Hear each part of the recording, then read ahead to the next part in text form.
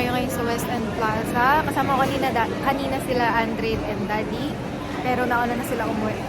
So I'm just having donuts and coffee. Tapos mag-grocery na tayo. Nandito tayo ngayon sa Kohl's. Titingnan ko kung anong mga nakasale dito. Pero hindi talaga tayo dito mamimili. Nadaling ko kayo ngayon sa Harris Farm. Doon tayo mamimili kasi mas marami doon pagpipili ang vegetables. Pero ikot muna tayo dito.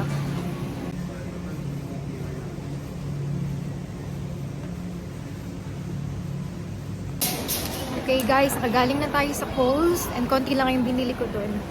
Punta tayo saglit sa Kmart. Galing kami dito kagabi pero may gusto akong balikan. So tara, iikot ko kayo. So ayan guys, nandito tayo ngayon sa Kmart.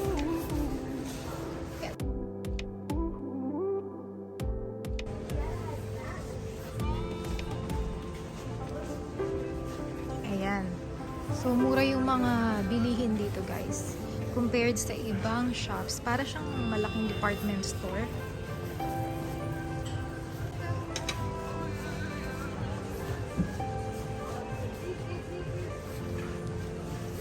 Ang favorite kong aisle nandun sa kabila. Kung nasan yung mga organizers, tignan nyo naman kasi.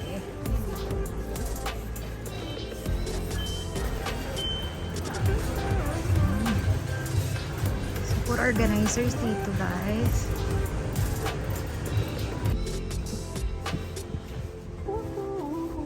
So yan, meron din sila dito mga appliances. Gusto ko ng coffee maker.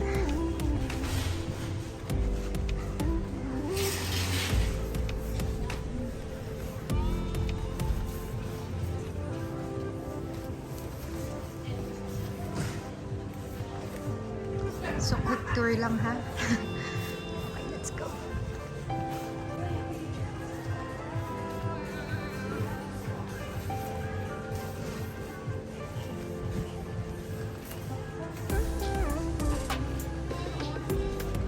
Hindi ka rin yata magpa-print dito ng pictures. Pero never ko pa na-try.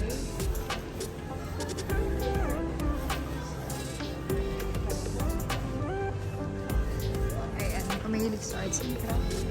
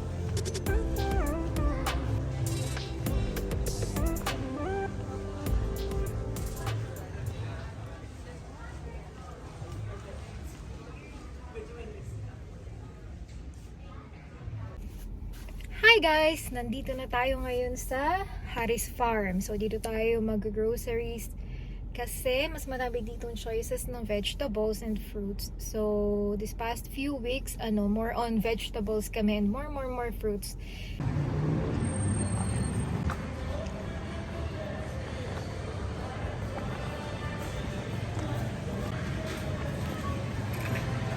So pagpasok nyo, ganyan guys. Makikita nyo. Smell ng strawberries. Mm. Favorite ni Dede yan.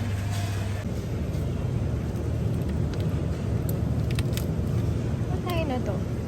$15.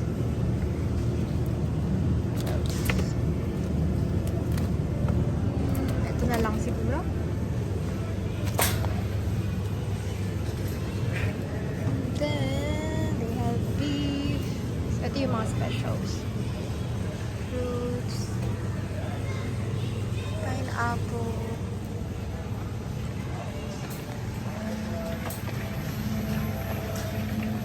Ito yung mga organic. Hindi naman tayo ganun ka-healthy, so okay lang kahit hindi organic.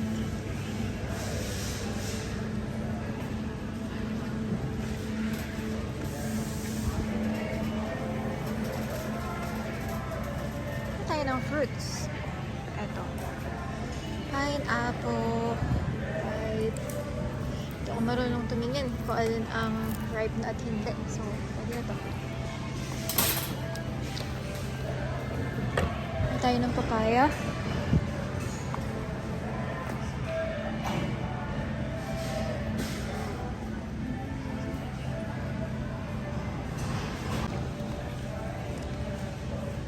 Kuha din tayo ng rock melon.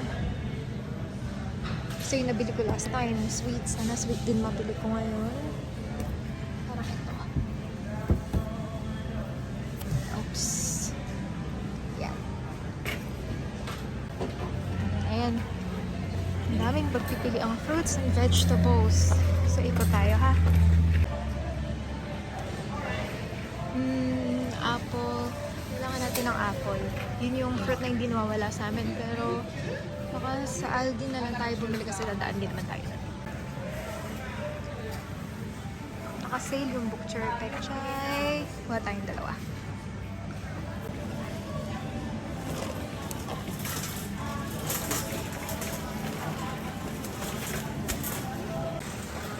Kuha tayo ng broccoli guys. Kasi kahit steamed lang yan, masarap na yan. So, kuha tayo ha. Pumpkin. Kuha tayo ng sayote.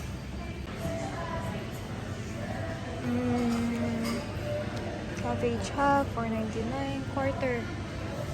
Ito, $3 per quarter. And kuha din tayo ng pumpkin. Pero baka sa Aldi na lang. Hindi niyo kung gaano kamahal yung green chili dito. $20 per kilo. Ayun, ganun. Gusto ng chestnut. Pwede na kaya itong kainin or lulutuin pa? Lutuin pa yung kilo. Kaya tayo ng chili. Mga tatlo lang. Meron din sila mga lettuce dito na nakatanim. So, super fresh. So far, yan ang ating laman ng trolley. Kumuha din pala ako ng ampalaya. So, kuha lang tayo ng onion.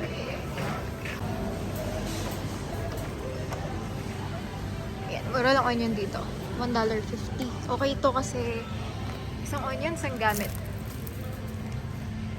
Ito.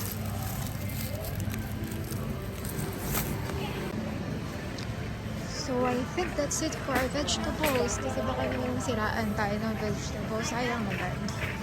So, punta na tayo sa meat. Ayan. Meron din dito seafood, kaya lang medyo pricey.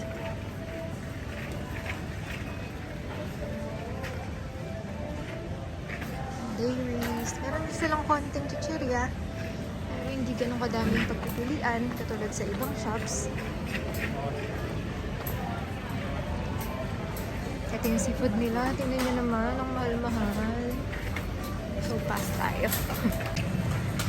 Okay. So, nandito na tayo sa mga meat. So, hindi muna tayo magre-red meat. Sabi ni Daddy, pass muna tayo sa red meat. So, chicken lang tayo. And pork. Liver. May balon-balonan din sila. Ayun, oh. Meron din dito chicken, feet.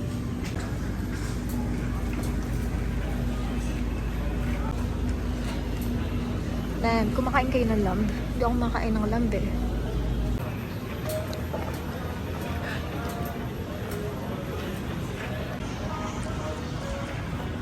more meat. Pag wala akong masyadong nabiling meat dito, sa Aldi na lang. Yun, I think sa Aldi na nga lang tayo bibili ng mga meat.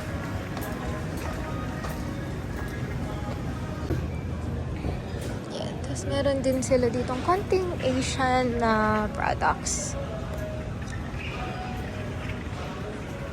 Na tayo ng coconut milk. Meron din nabilihan ng ice cream and then dairy, andun yung mga milk. Tapos meron sila ditong bilihan ng donuts and bakery. Masarap yung tinapay nila dito, in fairness.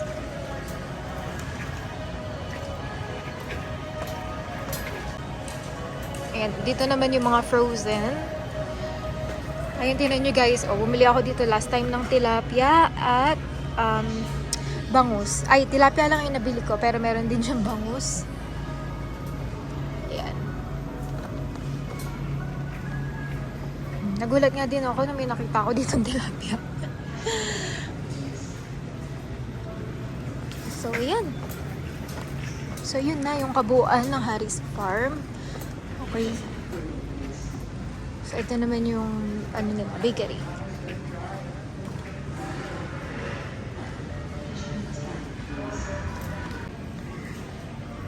Wala yung brioche loaf bread, guys. So, bukuha na lang siguro ako ng isa na to, ng buttermilk. Just in case wala rin sa Aldi. Bread is life. So, kailangan yun sa fridge namin. Dapat yan wala.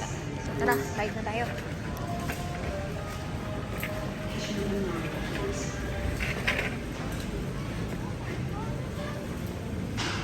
Ayun guys, tapos na tayo dito sa Harris Farm and I think $87 lang yung binayaran natin. Let me double check. Oo, $87.09. Pero marami pa tayong bibilin sa Aldi. So yung Aldi nga pala is halos katapat lang na tong Harris Farm. So let's go!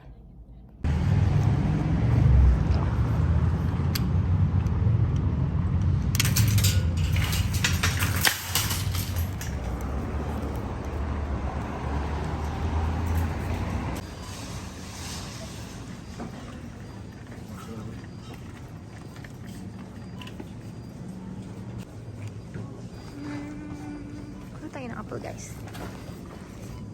Okay, I think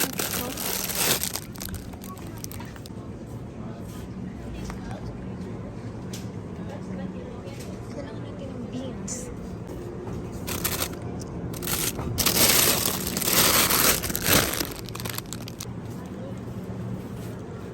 Kuha tayo ng pork beans. Tingnan nyo naman guys, hamak mo rin dito.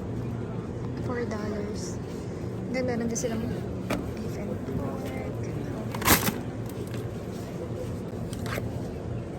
tayo na to, salt and pepper is great.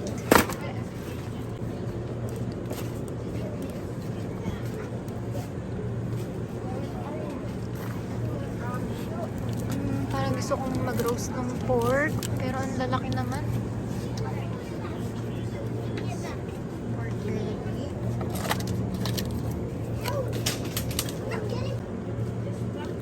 Kuha tayo ng chicken thigh.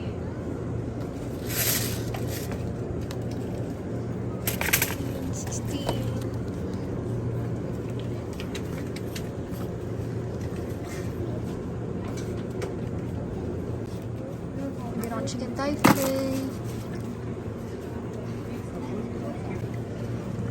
Kuha din tayo ng chicken, i-roast na lang natin. Kuha din pala tayo ng pork belly. And siguro salmon na lang and okay na tayo sa meat.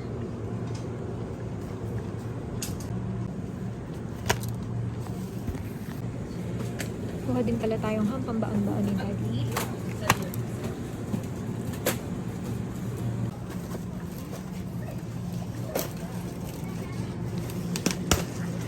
Butter.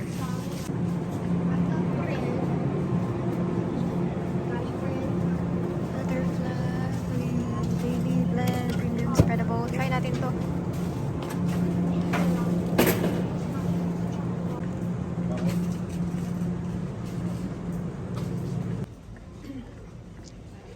Kailangan nga din natin ng tissue. Pero kuha din tayo na to. Ito ba yung, yep. Tayong one of this. then pampunas ng ating face. Ito, Confidence. Kasi itong pinakamura na tissue. Tayo ng 3.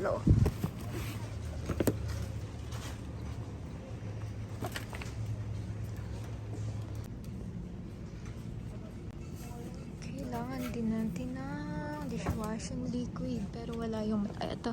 Yung malaki. Okay na din to. Yan. Antibacterial.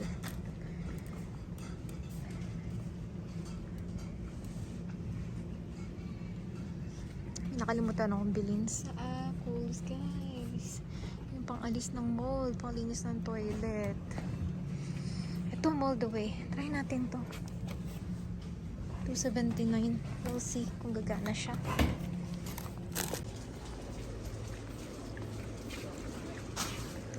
Kumuha pala ako ng cooking oil. So, ang kailangan na lang natin ay milk. Ito. Okay na sa amin yung long life. Dalawa.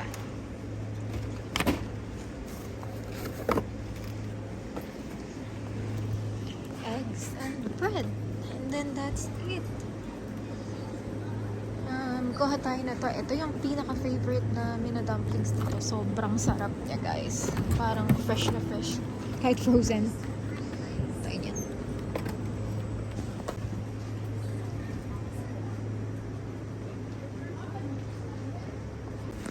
Kuha tayo ng raw sugar kasi wala na tayong stock.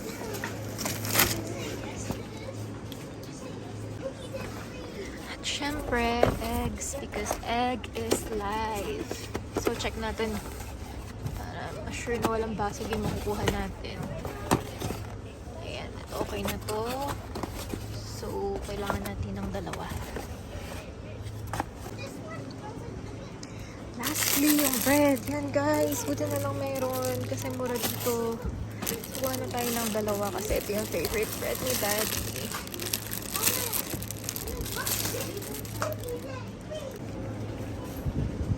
So, yan pa yung ibang frozen nila. Kuha din ako ng chips. French fries. Walang French fries. Straight cut. Steak cut. Wedges. Wala. Ang gusto ni Andre yung French fries. Ito kaya. Sweet potato chips. Hindi ko lang sure kung magugustuhan niya yan.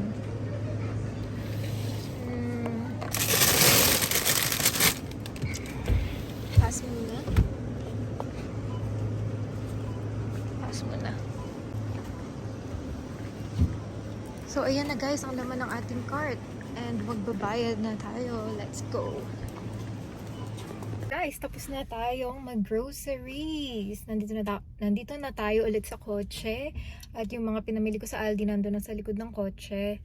Naka $142 ako today sa Aldi. Pero altogether lang lahat ng napamili natin sa Kohl's, Harris Farm, and Aldi ay umabot ng $249. Ilalagay ko na lang sa screen kung magkano yun in peso. So, I think that's it for this vlog. At pag umabot po kayo dito sa part na to, pakisubscribe naman po sa ating YouTube channel. Maraming salamat. Until next time. Bye!